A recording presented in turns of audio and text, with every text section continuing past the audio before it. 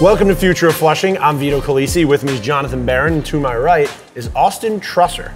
How's your first experience here at the Mets minor league facility? I mean, honestly, it's been awesome. It's been everything I could expect. Just really cool, like getting in here and getting to talk with all the guys and all the coaches and stuff. And I mean, it's just a dream come true, honestly, just getting to work in the professional baseball world. So Austin, the Mets took you in the 4th round of this past draft out of the University of Missouri. What was the whole experience like after college ball, going into the draft, the whole day before you finally hear your name called? Yeah, so at Mizzou, we didn't finish very good. Like, we finally made it to the SEC tournament, which finally did my last year there, so that was pretty cool. But yeah, after our season ended, I pretty much just stayed training, throwing bullpens, getting ready. Went to the Mets pre-draft workout, getting ready for the draft combine, and went to that, experienced that. And then draft day came, and I didn't really know what to expect. Like, I was talking to my agent, Aaron Elking, and he just kind of was like, you know, you could go day 2, day 3. Don't really know yet, but I'll give you a call when we know. And it was day 2 of the draft, and I was sitting around my family. And I know it was like, I think it was the 130th pick that my agent gave me a call, and he's like, hey, what do you think about going to the Mets? Going to the Mets here, and I was like, heck yeah, let's go. And they picked me, and then after that, it was just kind of crazy. I got to celebrate with all my family around me and everything like that. And then the next day, it was on a plane getting down here. There you go. You mentioned the draft combine. What was that experience like? Held in Arizona this year. So many talented players, a relatively new thing that MLB puts on, showcasing all the talent. What was your experience like there? It was something like, I've never experienced anything like it before. Just kind of like your whole day was pretty much scheduled out. Like, you woke up, you ate breakfast, and you went and had interviews that day, or I threw like a bullpen, I guess, and I did that one day. But it was just a crazy experience overall, because like seeing all those guys and you're like, dang, all these guys are gonna get drafted. And it was just crazy experiencing that, and I thought it was really great getting to talk with the teams, and especially getting to talk with the Mets, like just about me and about them. Now, you mentioned you went to the Mets pre-draft camp. Did you get to know some of your soon-to-be teammates when you were there? No, so I don't think any of the guys that I was there with ended up getting picked up by the Mets. But I did get to meet some of the coaches there and some of the scouts that met down here, and I think that's pretty cool, kind of already having a relationship built with them. So long before draft day, you were a 5'6" freshman in high school at one point. And for Mets fans who might not know, you had a massive growth spurt. You're a pretty tall guy right now. How much did you grow in high school? I think it was something like 9 inches. Like, saying, wow. Like, when I went into the high school, I was 5'6", 140 pounds. Like, it was, I was a small man. And then I think it was going into my junior year that summer, I really started growing. I think I got to 6'1", something like that. I kept growing to where I am now at 6'3". And still going into college, I was 160 pounds. I think I was 161 on the first day we had weights and I weighed in. And in the first 3 months, like they say, the freshman 15, I put on the freshman 25. But you wanted to. But I wanted to. Difference. But yeah, I put on 25 pounds in that first semester, and velo and everything just kind of jumped from there ever since then. Yeah, you went from 90 to 98. In 1 year, yeah. In 1 year. Just how does that happen? Is that, I mean, obviously some of it has to do with size, but like, what were you doing to get there? Because that's an insane growth. I mean, yeah, I think the big part about it was just like growing the size and gaining weight. And I think another part is like, I'd never been in a weight room really before. So like going into college and actually lifting and being on a program like that, I think really helped. Even in high school? Not even, like even high school, I didn't really lift weights. Like, I started to, I guess, my senior year.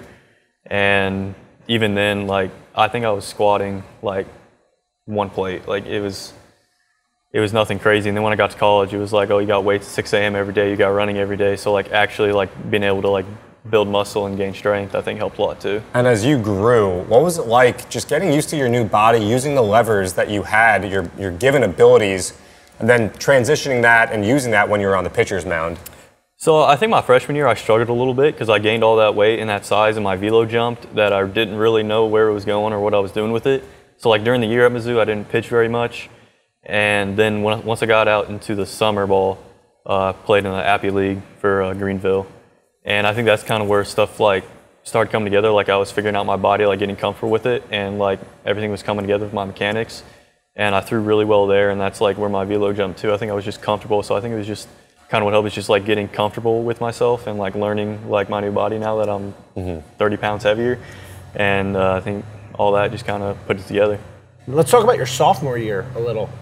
First 9 appearances, gave up 2 runs or less. What clicked going into that season? I think it mostly is just like what I took from summer ball. I just carried that into fall and kept doing the same stuff, and then took that into the season. And then it just went from there. Like everything, like the success just kept coming, and I just kept like pitching the best that I could, and being the pitcher that I was. You did a little starting. You also pitch out of the bullpen in college. What's that like, really doing both, being a versatile arm on a staff? It's kind of crazy, especially this last year. So I started, I think, 3 games, and I came out of the pen the rest of the year. But it was just kind of crazy because you don't, like when you're like that, you don't really know when you're going to start. So like you're technically a bullpen arm, but they're like, if they need a spot start, be like, hey, we need you to start here. So it's just kind of like, I'm ready to go any day, but then they're also like, hey, you got to be ready to start too. So you just got to be prepared for anything. What's the competition like then in college versus complex league ball? Well, college, I mean, is the SEC, toughest conference there is. So there's a lot of good talent there, but there's a lot of good talent here. I mean, everybody here is here for a reason, so they're really good. So I'd say like levels are really comparable, like a lot of good guys, and you just got to go out there with your best stuff and get them out. And you made your pro debut after the draft. What was that experience like, getting your feet wet, having that experience? Not gonna lie, I was really nervous. Like I was warming up on the mound, I was kind of shaking a little bit. I didn't really know what to expect. I hadn't been in a game situation in like 3 months. So, and I know like for me, it's always like, I always got to keep like, for me, like throwing in game situations, just kind of keep the gears greased a little bit. But going out there, I was nervous, but ended up going really well. And struck out the side. Yes, sir, I did. And I mean, it was just kind of like, I just had to calm down a little bit, level my head, and just treated it like any other outing. So that experience, you said you were nervous, but you conquered those fears, and like we just said, you struck out the side. How are you going to take that experience and really take the confidence that you gained from that into the offseason and really, you know, moving forward in your career, I guess? Yeah, I'm just going to use that experience and be like, even if I am nervous or anything like that, just got to remind myself just like you're going to be okay. Just keep a calm head and level head, and just trust in the preparation to keep going, that it'll help me succeed. What are some goals you have going into next season? Definitely gain some more weight and get stronger. I think I need to do that. Not only I think it will help me gain velo, but just kind of help me be more consistent. And then kind of mess around, maybe develop a curveball a little bit. Like I got my fastball, slider, and changeup. Kind of add a more depth pitch in there and have a 4-pitch repertoire. Now you're from the St. Louis area. You grew up about 2 hours away, as we've mentioned. You played your college ball at Missouri. What were some of the pitchers that you grew up admiring? Biggest one is Adam Wainwright. Like, okay. I grew up a big fan of him. We'll accept it. You know, it's fine. So that's probably. It was a long time ago now. Tip of the cap to you, Adam Wainwright. He's about to retire. Do you know about 2006? I was 4 years old, so probably old. not. Lucky you. I wish I was 4 years old and had no recollection of it. I wish I didn't remember that either. Basically, he threw a curveball, as you can imagine. But imagine a world where like nobody really knew about Adam Wainwright. So like Carlos Beltran goes up there and he didn't know about this insane curveball that Adam Wainwright had, and that, you know, was 2006. And that's lost to the Cardinals in the LCS, in case you were wondering that year. I got you. But who are some other guys? Adam Wainwright's a good one. Honestly, there's not many more. Like I just grew up just like solely watching the Cardinals. Like when I was a little kid, I really didn't watch much baseball other than the Cardinals. Like when they went to play, like I'd go to some games or watch them on TV, but that was pretty much it. And I honestly, back in the day, can't remember the other pitchers that were on the team other than Adam. So. Chris Carpenter? Oh yeah, I guess. Did you make your way to Busch Stadium a lot? Not really. I mean, I've been there maybe in my lifetime like 5 times, so not a lot. But it's just something like, I just didn't go up there and watch it very much. I went for the first time this summer. The area outside the ballpark's cool. But then you get in, not gonna lie, not much to eat. It's no Citi Field, #1 stadium for food this year by USA Today. Oh yeah, nothing compared to Citi Field. Have you been to Citi Field? I've not, no. Okay, well, we gotta get you out there. You gotta try some Shake Shack. You know, we got some bulgogi bowls, a lot of great food. Can't wait. So University of Missouri, very pitching-rich program. Some Hall of Famers, or will be Hall of Famers, have come out of there. What kind of a culture is there at Missouri? You were entrenched in it. And what did you learn from your time at Missouri that's going to help you as you continue to develop and grow? Yeah, at Missouri, we like to call ourselves like Pitcher University. Like us, we're known for developing pitchers, great pitching. And my time at Mizzou was full of ups and downs. I had 4 different pitching coaches when I was at Mizzou, so I learned a lot of different things from each of them. And I think the biggest thing I took away was like from our most recent pitching coach, Ricky. He came from the Mets, great coach, great dude.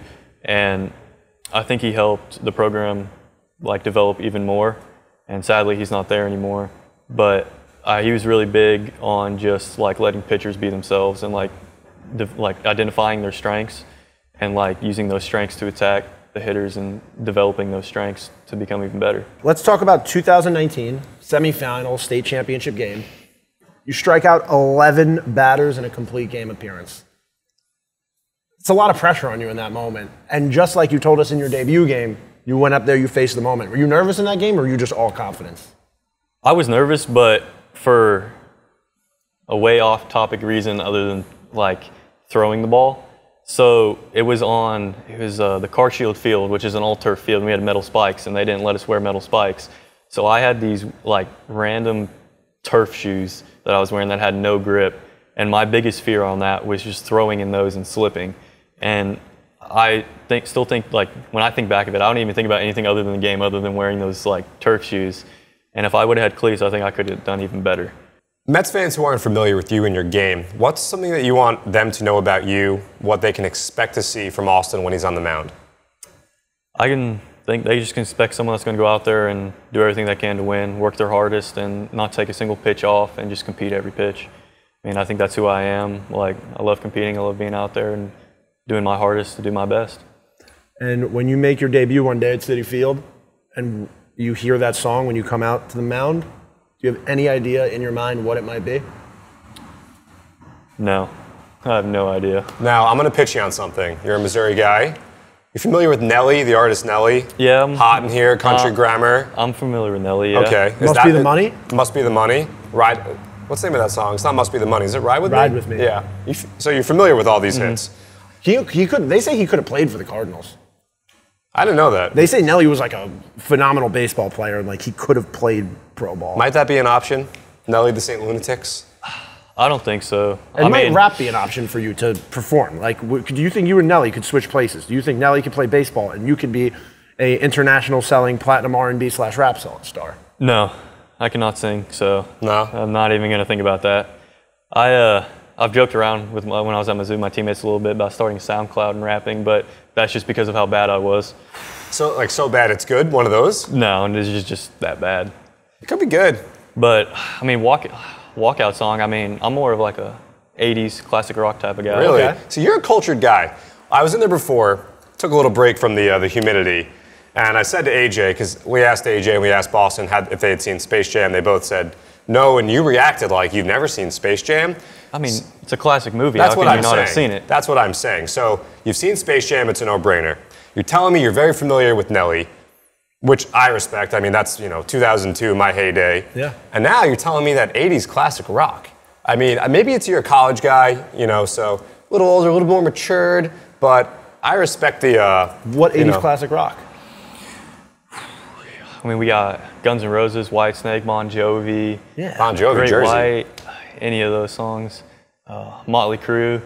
I think I was gonna choose "Kickstart My Heart" last year for my Pretty good one. walkout, but I ended up not doing it because someone else chose it before me, so that was kind of upsetting. But Did you see the Motley Crue tour that just went out? They were No, I just did touring not. like stadiums and stuff. I didn't go. I thought maybe you did. no, I didn't. I'll tell talk to my parents about it. My dad's a real big 80s rock fan. That's how I got into it. Like every time in the car, driving to baseball tournaments, travel ball, it'd just be Sirius XM, Hair Nation, the whole way there. What about Taylor Swift? Where do you stand on Taylor? No, No? Not at all. just You not. should tell AJ that. Just no. AJ Ewing loves Taylor Swift. I And mean, Chipotle. she's all right. I think she's overhyped. Like I see all these TikToks about all these people going crazy Just over like a concert, collapsing when a song comes on. paying all this money to go to her concert, and I'm like, you can just listen to her songs on Spotify for free.